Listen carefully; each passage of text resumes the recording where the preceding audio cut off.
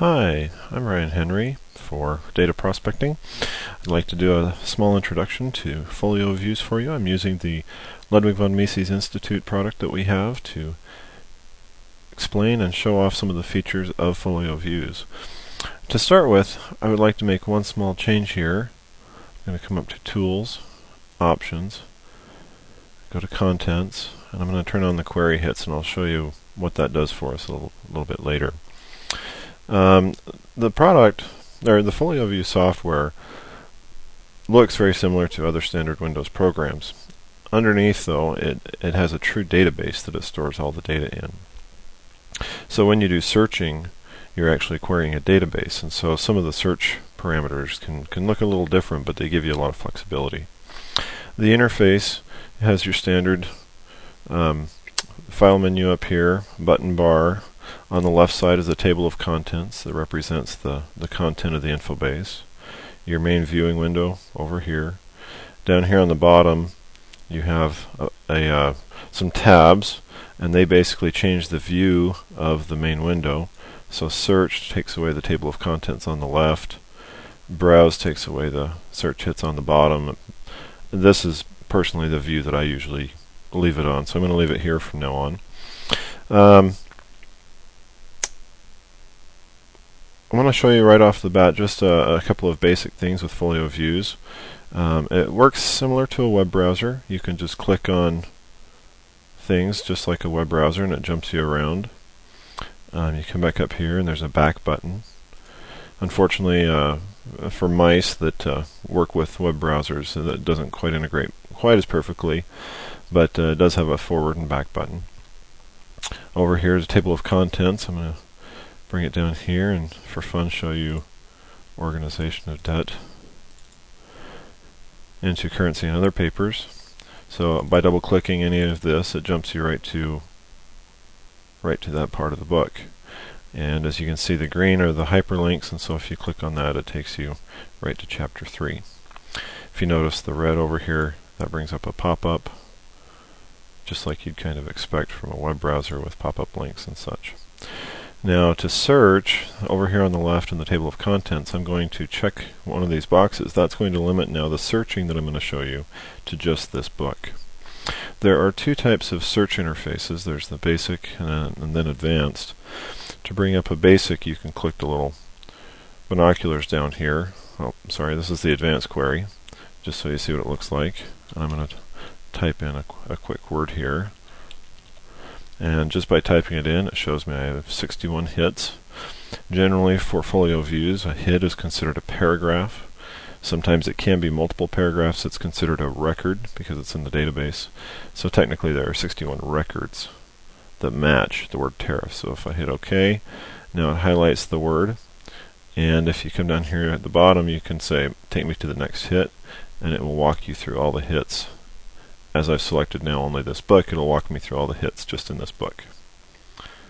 So you can see there that several words are matching. Now by hitting this button, the right arrow, it moves me, each time I click it, it'll move the cursor to the next line that has a highlighted word. So you saw I've hit it 3 times now to work my way through this one paragraph. That's useful in bigger paragraphs.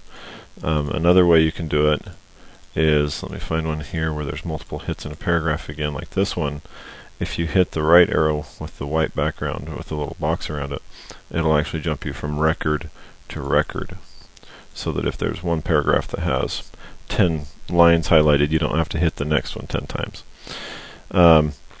By doing the advanced search, all the hits are presented to you in a linear fashion from the top down. So I'm going to come back up to the top, and I'm going to start clicking this, and if you watch the table of contents on the left there, you'll see how the cursor, the little highlighted rectangle around the section we're in, will just move in a nice straight down linear fashion. Now if you come up and do a basic search, I'm going to come up and do query, this is your basic search, and put in the same word. This will jump me around within the book, similar to kind of how a web search on Google will return results that are ranked by their priority or how well they match. So a paragraph with 10 hits would actually be seen first, and a big paragraph with only one word would be displayed to us last. So now if you watch over here on the left side as I go from paragraph to paragraph, this one happens to have one word out of 5-6 words, and so its ranking is very high. If I click next here, same thing, 5-6 words, but now it jumps me to chapter 26 right off the bat. If I hit next again, there's 4 hits. It jumps me down to the index, if you see this. The next time is the index again. Index still. Now it jumps me back up to the table of contents. So this one is ranked by a priority, kind of like a Google search. Those are some of the basics to searching. Just to, I'm going to do an advanced search again. Just hit F2. And I wanted to show you one more thing in here. You can come in and put tariff, and then you can put and money. Or you can also, the and is optional, it's automatically an and, so tariff, money. And you can see it's changing the list of available words that match at that point. And so sometimes, like you see here with the .10, that would be like a footnote number. So I'm going to put a star on the end, and that should select more of those other words with the footnote numbers on the end. Another thing you can do here is you can put money, tariff or money, and you can see now we're up to 713 hits. So it's really handy to be able to come in here and use in the advanced query the number of hits you get back. You can also use parentheses to say I want tariff and money, not dollars. And now we're down to 14 hits. So you can see that you can scope your search with ands, nots, with parentheses, kind of almost in a logical fashion in order to drill down to exactly what you want to see. So I'm going to hit OK, and now we see there's money, money, money, and there's the word tariff at the bottom of the paragraph. I'm going to do a next partition, and you see a nice paragraph here that has the tariff and money highlighted for you. One really nice thing with Folio is, since it's a database, you can come up to View and say, I only want to see the records with hits.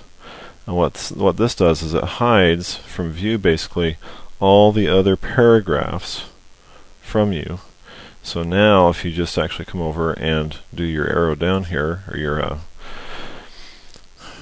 the slider bar down, it'll only show you those 14 paragraphs.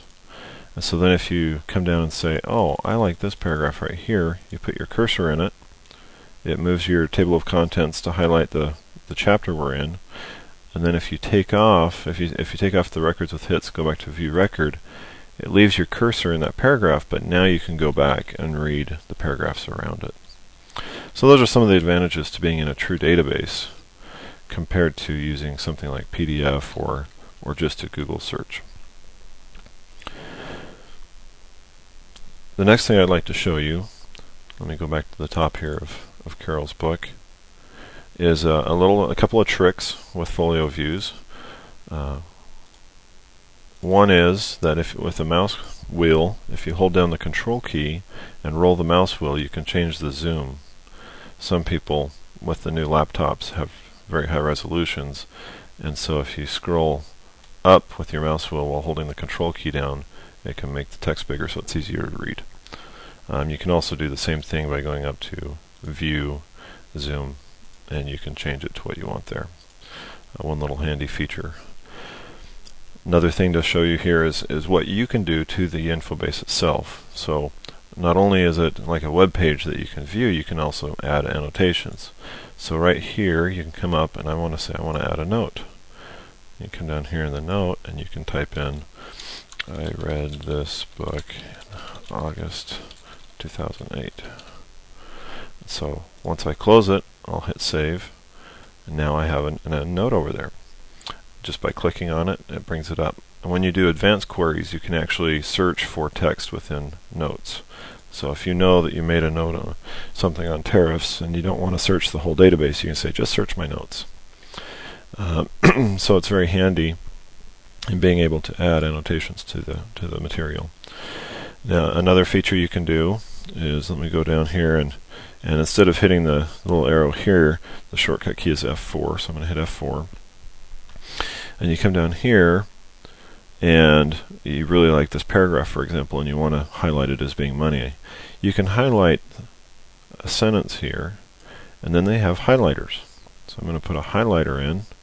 I need to create a highlighter. I'm going to say new. I'm going to put in money. You can change the color if you'd like, so I'm going to change this one to be blue. Hit OK, and now apply, and now that text shows up as blue. Now the nice thing about doing that is one, you can come back and see that this is something that you like. You can put many topics in, as many as you want. But now if you do the advanced query, you can come in, and by putting an open bracket down here, you can come in and put, I want to do a highlighter.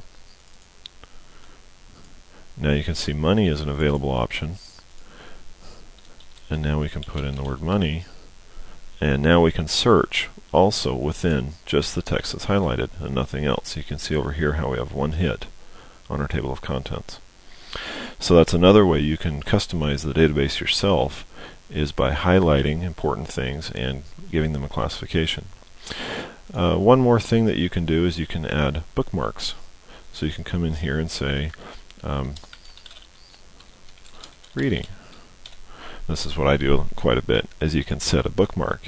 Then after you close the database and bring it back up, you can just come up to your bookmark and hit go to, and it jumps you right to where you were, so you can keep reading where you left off.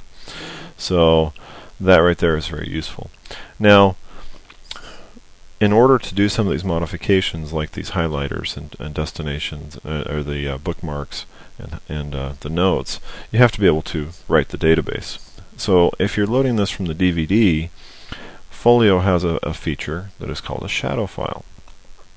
What that does is it can keep the NFO file, the database, on a DVD, and at the same time you can say, I want to have a little file on my hard drive that lets me store just the changes I make that'll be overlaid on top of the database.